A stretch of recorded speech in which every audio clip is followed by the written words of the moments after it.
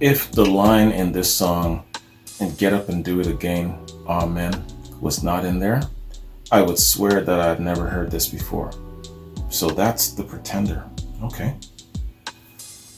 Yeah, man. So all four of these songs, I'm guessing these are among his very, very best songs. And I'm sure there's more that I know. Of course, his 80s stuff growing up in the 80s. But this is excellent, man. Really, really good music. Good singer, delivers it so well in a way that you can relate. You feel like it's you singing the words. It's you expressing yourself. There's a really, really strong rooted connection to the way he sings. And I really like that about him, even not knowing very much about him from the very beginning. And hearing these songs, I'm reconnected to that immediately. Yeah, there's some artists, man, that you just have a connection to. This lad, he's one of them for sure. Let's see. The Pretender. Okay. Yeah, so not a lot of info on it. About 4 paragraphs. Let's read that. The Pretender. The Pretender is a song written and performed by American rock performer Jackson Browne and featured on his '76 album The Pretender. History. The Pretender was composed, according to Browne, in a number of locations. In LA, within a rented storefront in North Hollywood, and in a tacky hotel in Hawaii. Browne is quoted to have claimed that the song was almost complete before he had discovered the defining opening piano riff. In answering the question of who the Pretender is, Browne said, quote, "It's not me exactly, although sometimes people applaud for me at that moment in the song as if I am. But in truth, there is a bit of the Pretender in me, but it's anybody that's sort of lost sight of some of their dreams and is going through the motions and trying to make a stab at a certain way of life that he sees other people succeeding at. So maybe it's a lot of people of a certain generation who sort of embraced a very material lifestyle in place of dreams, that they had that sort of disintegrated at some point." I think maybe he's trying to say disintegration. The Pretender has since become a staple on many classic rock formats. It has been one of Browne's most often performed songs during his concert tours. As a result, it's one of Browne's best-known works. It was featured in the '95 film Mr. Holland's Opus. Critical analysis. William Ruhlman calls the song a cynical, sarcastic treatise on money grubbing and the shallow life of the suburbs, saying that it was primarily inner-directed and that the song's defeatist tone demands rejection, but it is also a quintessential statement of its time. The post-Watergate 70s, dire as that might be, you had to admire that kind of honesty, even as it made you wince. It's kind of describing the rise of the yuppies here, is he?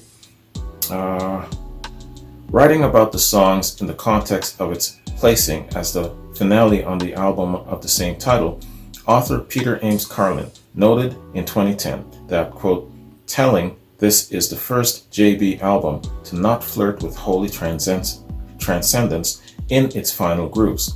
He describes the song as a tart portrait of society, but unlike, say, Billy Joel, whose simple folk are so often reduced to Davy in the Navy caricatures, JB sees himself right in the middle of the crowd.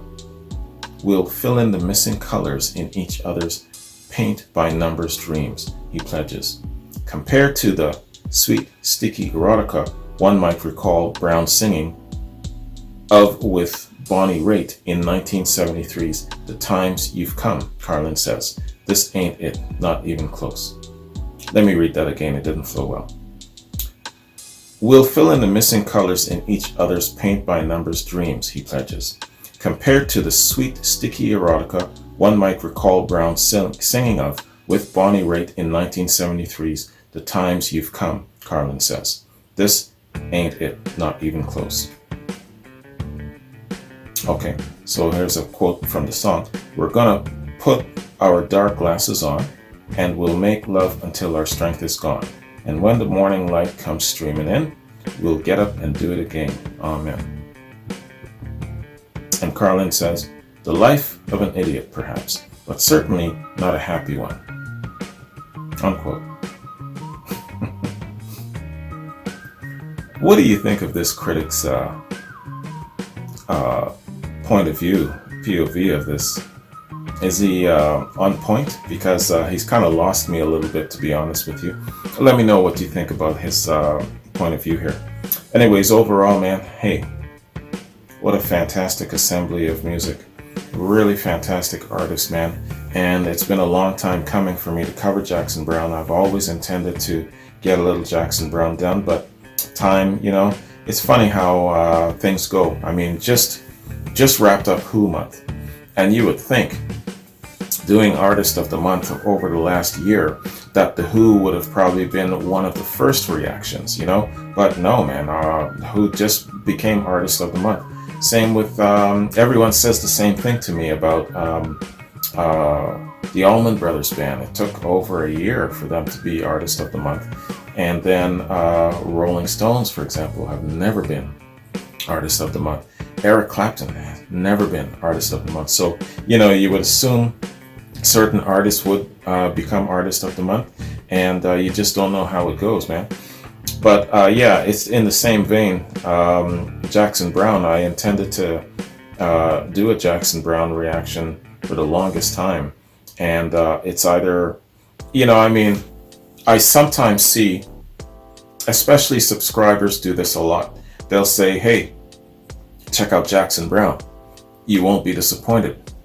All right, but I need to know what songs. And now that I'm back on YouTube and the new channel is coming in, I need to have links, man. I'm not going to do, I don't have time to go fishing around for links and looking up things and trying to source things.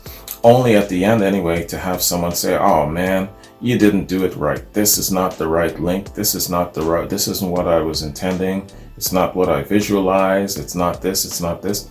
So even though I really wanted to do Jackson Browne for the longest time, I just, I didn't really have a starting point. I guess that's what I'm trying to say. And I didn't have songs specifically, and I didn't have links especially. And as I'm getting a lot busier now, and with the new coming channel, I gotta have links or I'm just not gonna touch it, man. And what I have touched in the past, when I try to take personal initiative on my own, the shit never goes well. You know, I usually get, man, you didn't do it right. This is not the right link, or, you know, there's always something like that. So going forward, just a word to the wise, I will not do a reaction if links are not provided. Okay, I have to have links going forward. I just do not have any more time to be trying to source things out myself for those reasons that I gave. So I guess in a nutshell, that's the reason why I haven't done a Jackson Browne reaction. It's been a long time coming, but finally, thank you very much to Charles. He provided the recommendations, the songs, and the links, and I really appreciate that. Fantastic. And yeah, man, you couldn't have chosen a better batch of songs. I'm sure that this is just scratching the surface of all of the good stuff that he's got, and I'm definitely open-minded to check out another quad down the road or what have you. So let me know about that. I know that he's got some really cool stuff in the 80s, and I imagine that once we get the new channel going, that we'll probably revisit Jackson Browne's 80s stuff again. I know of Lawyers in Love, you're a friend of mine, and there's more, I'm sure. It's just escaping me at the moment. So I'm just scrolling down here to my notes, man. Seeing,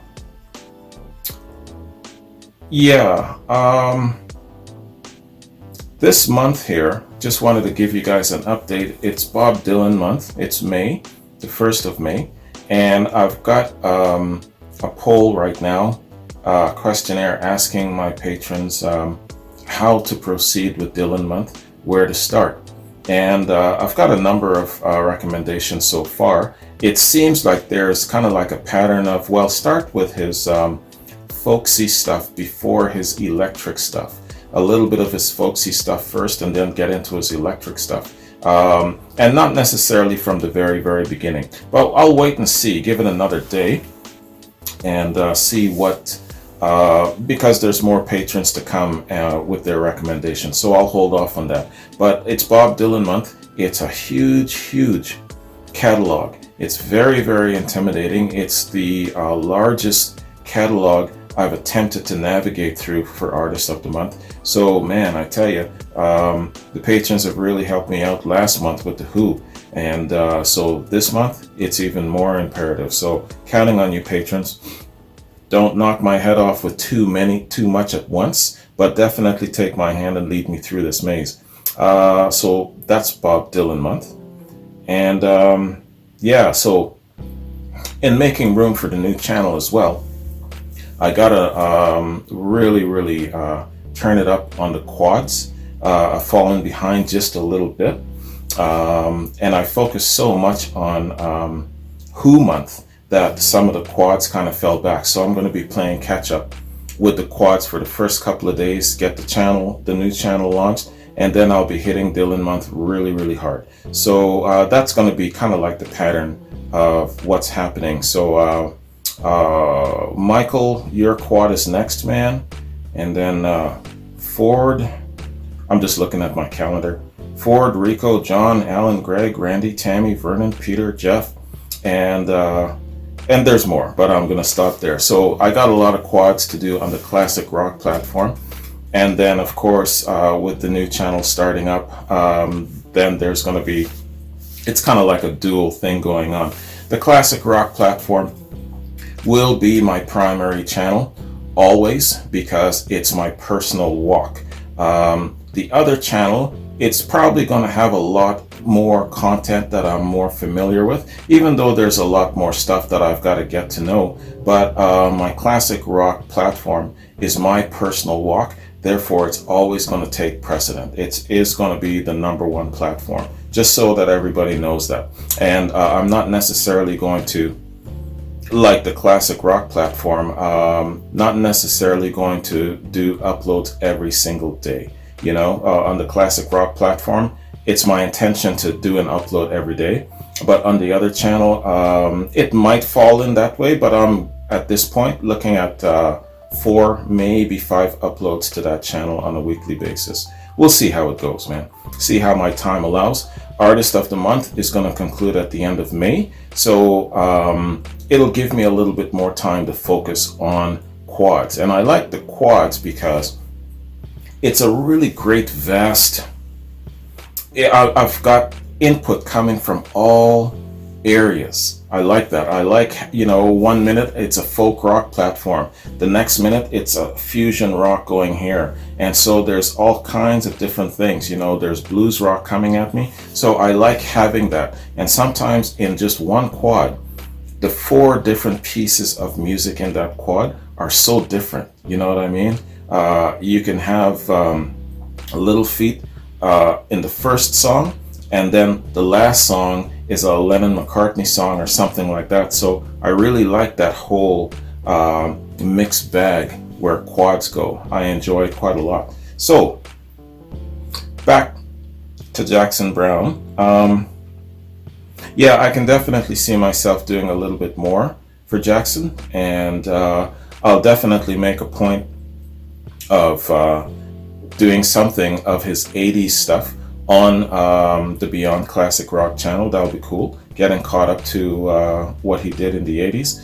And as well, there was something else I was going to say. I can't remember now. But all the same, these were excellent songs. So I just want to say, Charles, thank you very much. I appreciate it. Hope you guys enjoyed this reaction. And pardon me with all of my updates. This is basically the calm before the storm hits. Don't say I didn't warn you, because I'm going to be dropping content on your ass hard, right? So My supervisor is allowing me to skate out of work a little bit early, so I'm going to take advantage of that shit, especially where Bob Dylan is concerned. So, and the new channel. So I'm going to be hitting you really, really hard for a couple of weeks. Anyways, man, you guys have yourselves a good one, and I'll catch you in my next complimentary quad. Peace.